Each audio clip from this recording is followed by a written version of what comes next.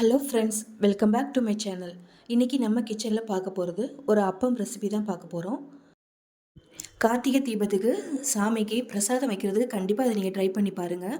இந்த கார்த்திகை அப்பம் செய்கிறது ரொம்ப சிம்பிள் தாங்க. இதுக்கு அரிசி ஊற வச்சு அரைக்கணும் அப்படிலாம் தேவையில்லை. நம்ம நினச்சோன்னா சட்டுன்னு 10 நிமிஷத்தில் நம்ம ரெடி பண்ணிடலாம். ஒரு கப் அரிசி மாவு இருந்தால் மட்டும் போதும், நம்ம இந்த அப்பம் ரெடி பண்ணிடலாம். இப்போ நம்ம அரிசி ஊற வச்சு செய்வோம்ல, அதை விட இது நல்லாவே சாஃப்டாகவே வரும். இந்த ரெசிபி கண்டிப்பாக ட்ரை பண்ணி பாருங்கள். வீடியோக்குள்ளே போகிறதுக்கு முன்னாடி என்னோடய சேனலை சப்ஸ்கிரைப் பண்ணாதவங்க மறக்காமல் சப்ஸ்கிரைப் பண்ணிக்கோங்க. ஆல்ன்ற ஆப்ஷனை கண்டிப்பாக கிளிக் பண்ணிக்கோங்க. அப்போ தான் நான் போடுற வீடியோ உங்களுக்கு நோட்டிஃபிகேஷனில் வரும். இப்போ வாங்க இந்த அப்பம் எப்படி செய்கிறதுன்னு பார்க்கலாம். அதுக்கு ஃபஸ்ட்டு நம்ம வெல்லத்தை கரைச்சி எடுத்துக்கலாம். நான் இன்றைக்கி நாட்டு சர்க்கரை 1 கப் அளவுக்கு எடுத்திருக்கேன். நம்ம மாவு எந்த அளவுக்கு எடுக்கிறோமோ அதே அளவுக்கு தான் நாட்டு சர்க்கரையும் எடுக்கணும்.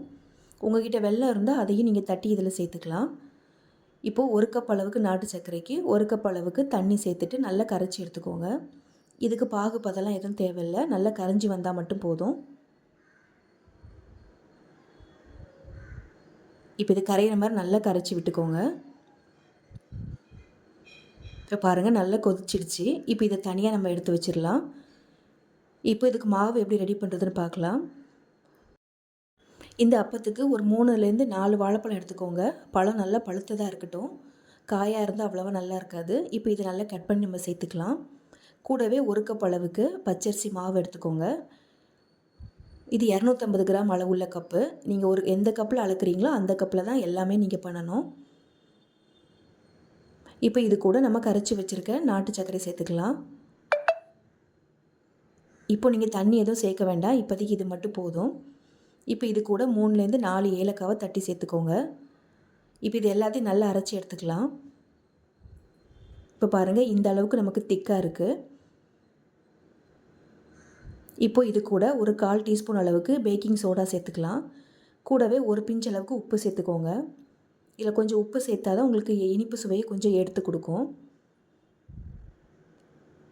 இப்போ இது ஒரு வாட்டி கலந்து விட்டுட்டு, இப்போ இது இட்லி மாவு பதத்துக்கு வர மாதிரி கொஞ்சம் கொஞ்சமாக தண்ணி ஊற்றி நீங்கள் சேர்த்துக்கோங்க. ஃபஸ்ட்டே நிறைய தண்ணி சேர்த்துறாதீங்க. ரொம்ப தண்ணி ஆயிடுச்சுன்னா அப்போ நிறைய எண்ணெய் குடிக்கும், நமக்கு நல்லா ஷேப்பாகவும் நல்லாவும் வராது. அதனால் பார்த்து சேர்த்துக்கோங்க.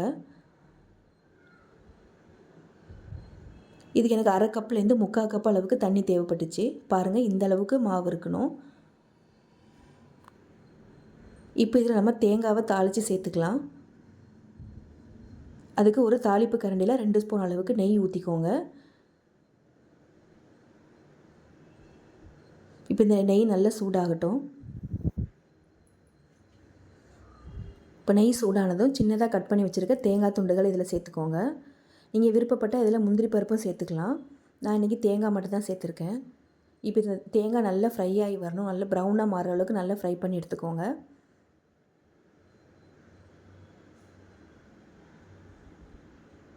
இப்போ பாருங்கள் தேங்காய் நல்லா ஃப்ரை ஆகி வந்துடுச்சு. இப்போ இதை நம்ம கரைச்சி வச்சுருக்க மாவில் இதை சேர்த்துக்கலாம். அவ்வளோதாங்க, இப்போ நமக்கு மாவு ரெடி ஆகிடுச்சு. இப்போ இதை பணியாரக்கல்லில் ஊற்றி எடுத்துக்கலாம். இப்போ பணியாரக்கல்லை வச்சு கல் சூடானதும் தேவையான அளவுக்கு நெய் ஊற்றிக்கோங்க. நீங்கள் என்ன வேணாலும் இதில் சேர்த்துக்கலாம், ரெண்டுமே நல்லா தான் இருக்கும். நான் இன்றைக்கி நெய் சேர்த்துருக்கேன். இப்போ நெய் ஊற்றிட்டு சூடானதும் நம்ம எடுத்து வச்சுருக்க மாவை ஊற்றிக்கலாம். இதில் இந்த மாதிரி சின்ன கரண்டியில் எடுத்து ஊற்றிக்கோங்க, அப்போ தான் அளவு உங்களுக்கு கரெக்டாக இருக்கும். கரண்டியில் ஊற்ற கஷ்டமாக இருந்ததுன்னா ஒரு சின்ன டம்ளரில் கூட நீங்கள் ஊற்றி இந்த மாதிரி எடுத்துக்கலாம், ஊற்றுறதுக்கு உங்களுக்கு ஈஸியாக இருக்கும். இப்போ பாருங்கள் எல்லாத்துலேயும் நம்ம மாவை ஊற்றியாச்சு. இப்போ இதை மூடி போட்டு வேக வச்சுக்கலாம். சிம்லேயே வச்சு வேக வச்சுக்கோங்க, ஃபுல்லாக வச்சிடாதீங்க. ஏன்னா வெல்லம் சேர்த்துருக்கிறதுனால டக்குன்னு கருகிடும் நமக்கு அடியில். அதனால் சிம்லேயே வச்சு ஒரு 3 நிமிஷம் நல்லா வேக விட்டுக்கோங்க. இப்போ பாருங்கள் ஒரு 3 நிமிஷம் ஆயிடுச்சு. நமக்கு இப்போ உள் பக்கமும் நல்லா வெந்து வந்திருக்கு. இப்போ இதை அப்படியே திருப்பி விட்டுக்கலாம். அடுப்பை மிதமான தீயிலே வச்சுக்கோங்க, ஃபுல்லாக வச்சிடாதீங்க.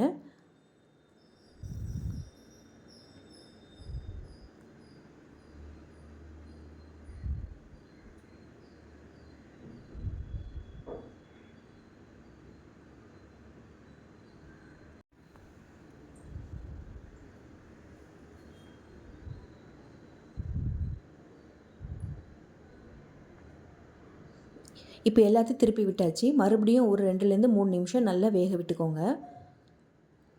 நீங்கள் ஃபுல்லாக வச்சுட்டிங்கன்னா மேலே நல்லா முறுமுறுன்னு இருந்த மாதிரி இருக்கும், உள்ளே மாவாக இருக்கும். நீங்கள் மிதமான தீயிலே வச்சு எடுத்துக்கோங்க இதை. இப்போ பாருங்கள் 3 நிமிஷம் ஆயிடுச்சு. இப்போ இது நல்லா வந்துடுச்சு. இப்போ பாருங்கள் நம்மளோட கார்த்திகை அப்பம் சூப்பராக ரெடி ஆகிடுச்சு. அரிசி மாவு வச்சுட்டு நம்ம சூப்பராக செஞ்சிட்டோம். இந்த ரெசிபி நீங்கள் கண்டிப்பாக ட்ரை பண்ணி பாருங்கள். இது சாப்பிட்றதுக்கும் ரொம்ப சூப்பராக இருக்கும். இதில் நீங்கள் சோடா உப்பு சேர்த்துருக்கிறதுனால நல்ல சாஃப்டாகவே இருக்கும். இந்த கார்த்திகை தீபத்துக்கு கண்டிப்பாக இந்த அப்பத்தை ட்ரை பண்ணி பாருங்கள். என்னோட வீடியோ உங்களுக்கு பிடிச்சிருந்துன்னா மறக்காமல் லைக் பண்ணி ஷேர் பண்ணுங்கள். தேங்க்ஸ் ஃபார் வாட்சிங்.